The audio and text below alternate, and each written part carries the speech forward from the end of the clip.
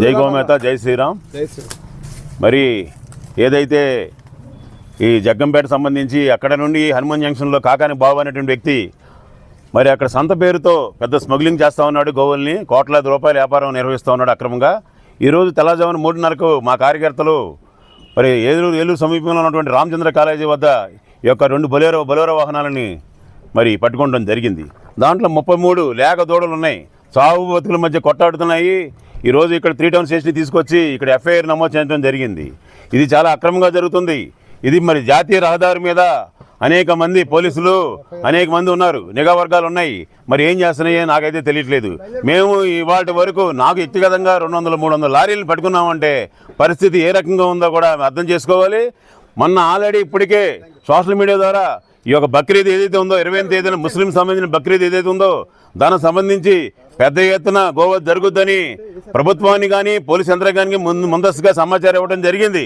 అయినప్పటికీ కూడా ఇటువంటి చర్యలు తీసుకోపోవడం వలన ఈ రోజున ఇక్కడ 2 వాహనాలు పెదబాడ సంబంధించి మరో 3 వాహనాలు పెదబాడలో కూడా దొరకడం జరిగింది. ఈ రకంగా మరి గోవుని ఈ రకంగా రవాణా చేయడాన్ని పూర్తిగా వ్యతిరేకిస్తున్నాం, ఖండిస్తూ ఉన్నాము.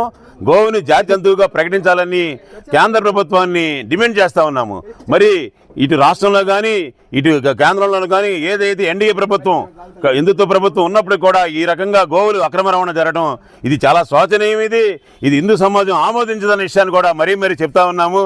తక్షణమే ఎవరైతే ఈ గోవులు అక్రమ రవాణా పాల్పడుతున్నటువంటి కాకాని బాబు మీద చర్య తీసుకోవాలి. ఇటీవల వారి కుటుంబాల నేపథ్యంలో ఏర్పడినటువంటి నివేదాల కారణంగా వాళ్ళ కోళ్ళు స్వయంగా చెప్పింది దాదాపు 500-600 కోట్ల రూపాయల వ్యాపారం చేస్తూ ఉన్నాడు, గోవులు స్మగ్లింగ్ చేస్తున్నాడు. హనుమాన్ జంక్షన్లో ఉన్నది సంత కాదు, అది సంత పేరుతో సంత ముసుగులో గోవులను అక్రమణ చేస్తున్నాడు అని చెప్పి స్వయంగా వాళ్ళ కుటుంబ సభ్యులు చెప్పినప్పుడు కూడా ఇంతవరకు ప్రభుత్వం ఇటువంటి చర్యలు తీసుకోలేదు. నిమ్మకి నీరెత్తినట్లు వ్యవహరిస్తూ ఉంది. పవన్ కళ్యాణ్ గారు మీరు ఎక్కడున్నారు? సనాతన ధర్మం చెప్తా ఉన్నారు, మీరు చర్య తీసుకోండి. మీరు గోవులు పెంచుతానన్నారు, కాదు మాటల ద్వారా కాదు చేతల్లో దిగాలి, క్షేత్ర స్థాయిలో పనిచేయాలని చెప్పేసి హిందూ సంఘాల నాయకుడిగా కడిగొట్టిన హిందుత్వవాదిగా డిమాండ్ చేస్తా ఉన్నాను, ప్రభుత్వానికి విజ్ఞప్తి చేస్తా ఉన్నాను. జై శ్రీరామ్.